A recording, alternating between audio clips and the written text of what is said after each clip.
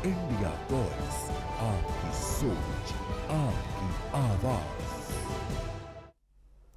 Break के बाद एक बार फिर आप सभी का स्वागत है। रुक करेंगे अगली खबर का। खबर खटीमा से है, जहां पुलिस को तुषार हत्याकांड में एक और बड़ी सफलता हाथ लगी है। पुलिस ने एक आरोपी को गिरफ्तार किया है, जिससे पहले 3 आरोपियों को गिरफ्तार किया जा चुका है। इससे पहले मुख्य आरोपी को पुलिस मुठभेड़ में घायल अवस्था में पकड़ लिया गया था। 2 अन्य आरोपी भी पहले ही गिरफ्तार किए जा चुके हैं। पुलिस मामले में सभी आरोपियों की भूमिका की जांच कर रही है और जल्द ही घटनाक्रम का खुलासा करने का दावा भी यहाँ पर पुलिस की तरफ से किया जा रहा है। के बाद से हमारी टीम सभी अभियुक्तों के दबिश में काम कर रही थी। एक को पहले ही दिन पकड़ लिया था, बाकी 2 को बाद में पकड़ा गया था। और ये कल एक और मुलजिम जो पप्पू चाय वाला है, इसको भी गिरफ्तार कर लिया गया है, जो इसने अपराध में काफ़ी बढ़ चढ़ कर मतलब इसने भी उसमें सहयोग किया था। बिजनौर में कॉलेज की बस और ट्रक की जोरदार टक्कर हो गई। हादसे में 1 दर्जन के करीब स्टूडेंट घायल हो गए हैं। सभी घायलों को जिला मेडिकल अस्पताल में भर्ती कराया गया है और सभी स्टूडेंट कॉलेज से बिजनौर अस्पताल ट्रेनिंग पर जा रहे थे। स्टूडेंट्स बीएमसी नर्सिंग और जीएनसी कोर्स कर रहे थे।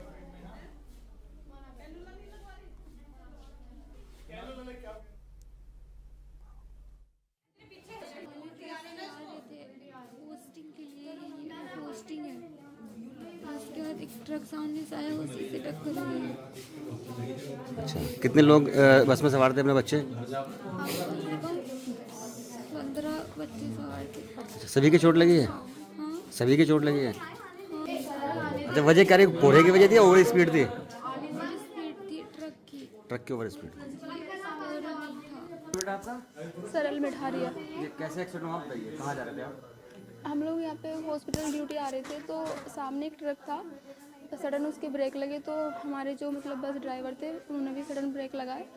तो हम लोग तब मतलब हमको पता नहीं था कि अचानक ब्रेक लगने वाले हैं, तो अचानक एक्सीडेंट हुआ। तो काफ़ी बच्चों को चोट लगी है, मुझे चेस्ट पेन है, बस यही हुआ है।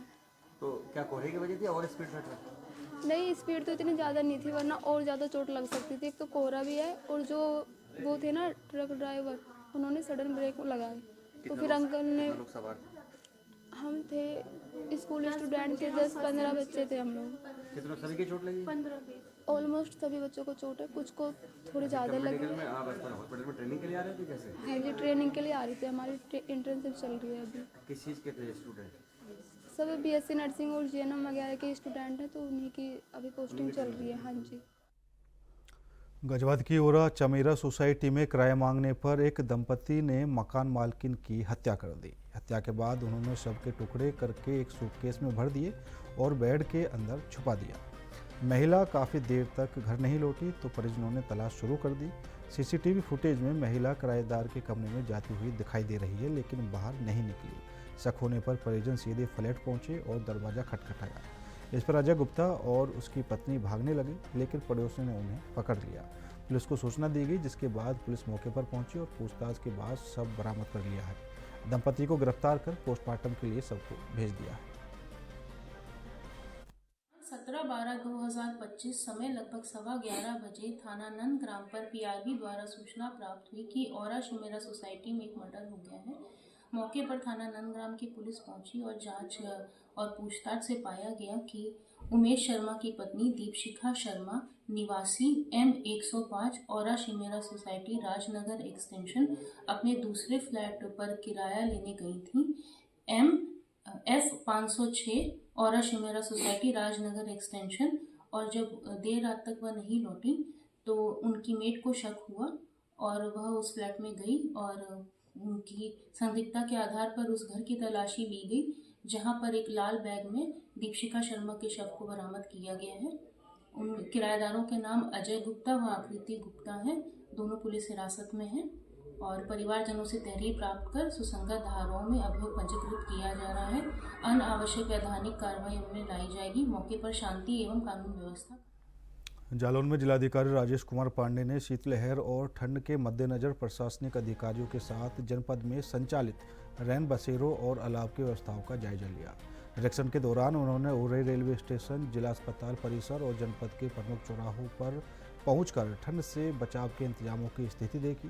जिलाधिकारी ने अधिकारियों को निर्देश दिए कि रैन बसेरों में साफ सफाई, रोशनी, गर्म पानी और अन्य मूलभूत सुविधाएं सुनिश्चित की जाएं, ताकि जरूरतमंदों को किसी प्रकार की कोई परेशानी ना हो। निरीक्षण के दौरान जिलाधिकारी ने मुख्यमंत्री योगी आदित्यनाथ सरकार के निर्देशों के अनुरूप जरूरतमंद, बेसहारा और राहगीरों को कंबल वितरित किए। उन्होंने कहा कि ठंड के मौसम में किसी भी व्यक्ति को खुले में रात गुजारने के लिए मजबूर नहीं होना पड़ेगा।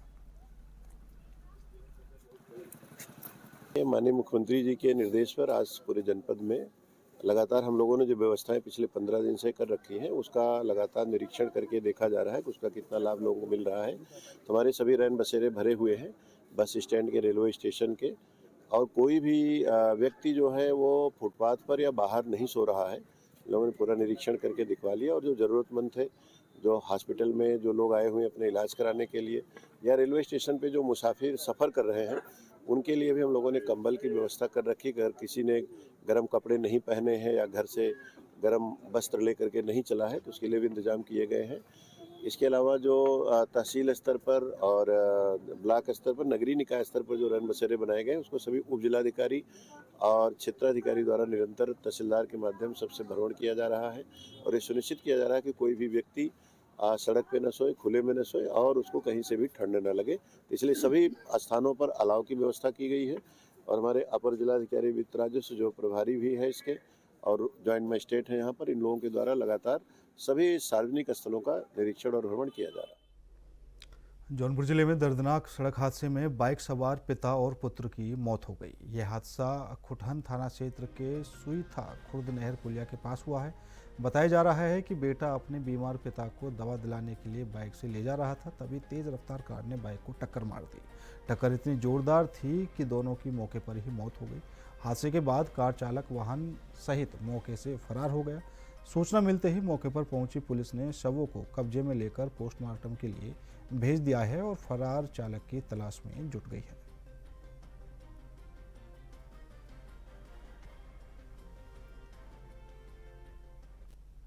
समाजवादी पार्टी की राष्ट्रीय महासचिव आजम खां को भड़काऊ भाषण से जुड़े एक और मामले में बड़ी राहत मिली है।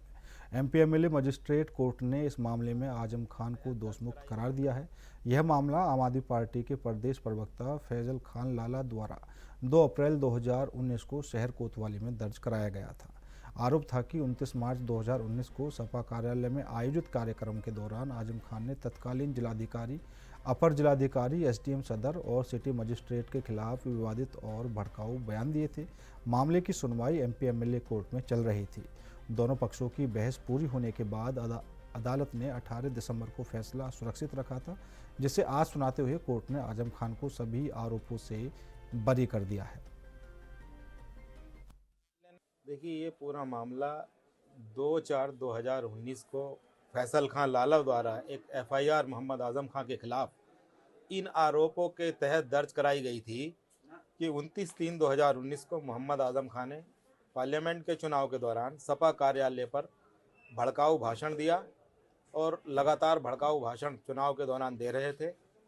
ख़ास तौर से जिले के उस समय के 4 अधिकारियों के खिलाफ भड़काऊ भाषण दे रहे थे, अभद्र टिप्पणियां कर रहे थे और लोगों को उनके खिलाफ भड़काने का प्रयास कर रहे थे। ऐसा आरोप फैसल खान लाला द्वारा लगाया गया।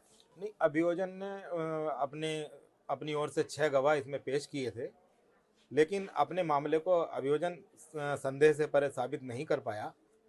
इसीलिए माननीय न्यायालय ने मोहम्मद आजम खान साहब को सभी आरोपों से दोषमुक्त कर दिया है। 2/4/2019 को फैसल खान लाला, जो उस समय कांग्रेस के नेता थे, अब आम आदमी पार्टी के नेता हैं, उन्होंने धारा 505(1)(b), 505(2) आईपीसी और 125 लोक प्रतिनिधित्व अधिनियम के तहत थाना कोतवाली में मामला दर्ज कराया।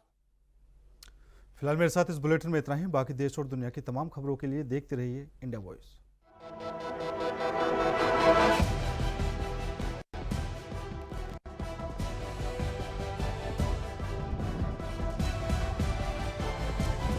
इंडिया वॉइस, आपकी सोच, आपकी आवाज।